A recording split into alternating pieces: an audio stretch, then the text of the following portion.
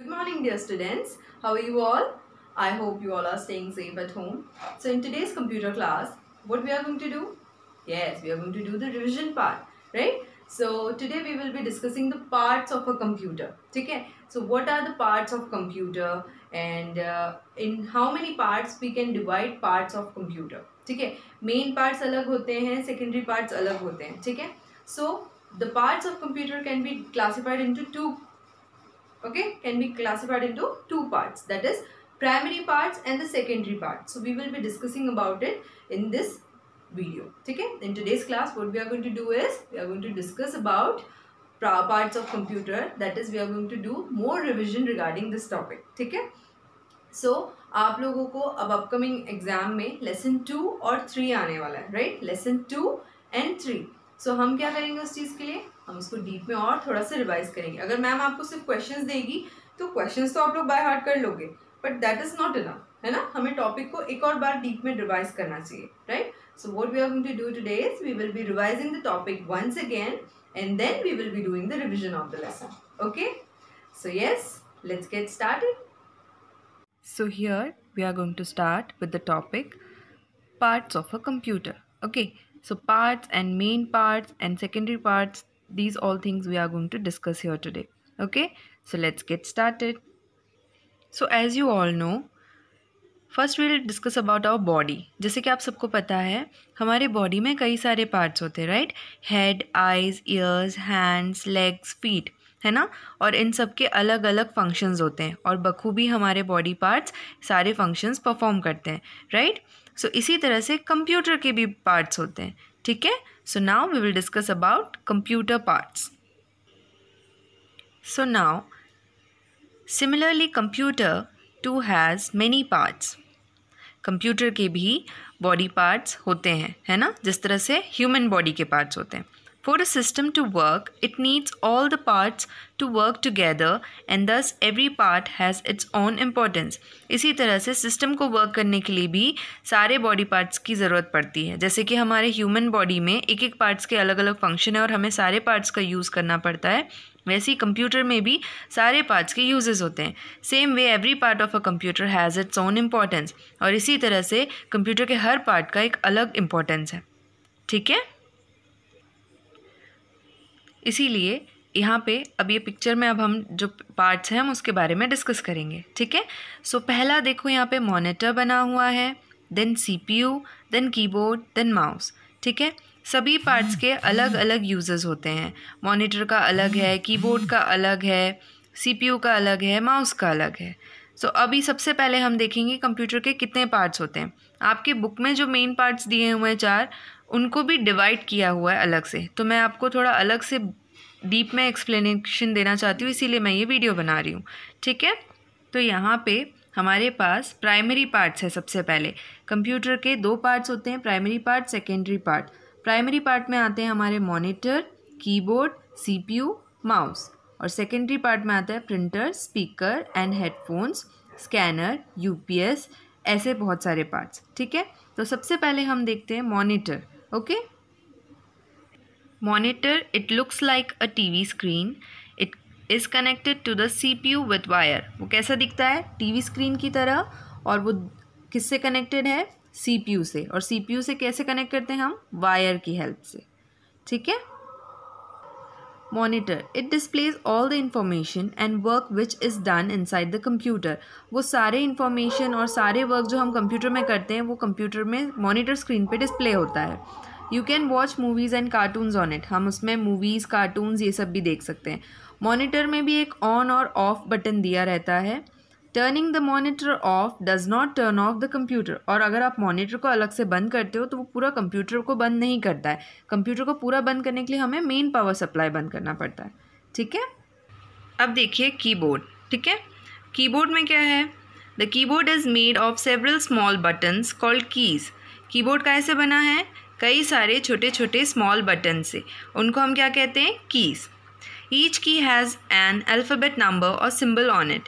We can use a keyboard to type in the text or instruction to the computer. Usually what is typed on the keyboard appears on the monitor.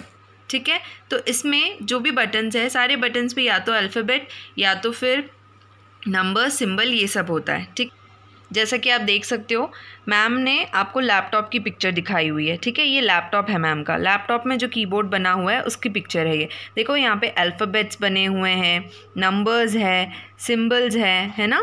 सो ऐसे बहुत सारे keys होते हैं हमारे keyboard में, जिन्हें हम क्या कहते हैं, बटन्स या फिर कीज़ कहते हैं। ठीक है,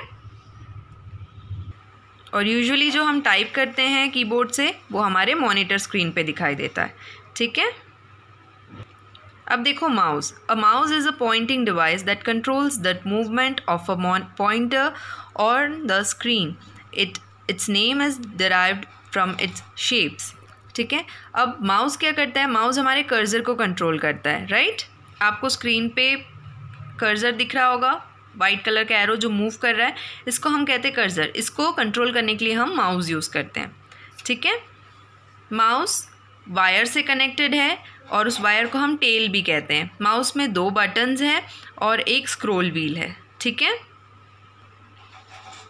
और माउस सीपीयू से कनेक्टेड होता है। ठीक है, एक फर्स्ट बटन को हम सिंगल क्लिक करते हैं और राइट बटन को हम डबल क्लिक करते हैं। अगर आपको राइट बटन को भी लेफ़्ट बटन को भी डबल क्लिक करना है तो उसका भी अलग यूज़ है। सारे बटन्स के अलग अलग यूजेस हैं।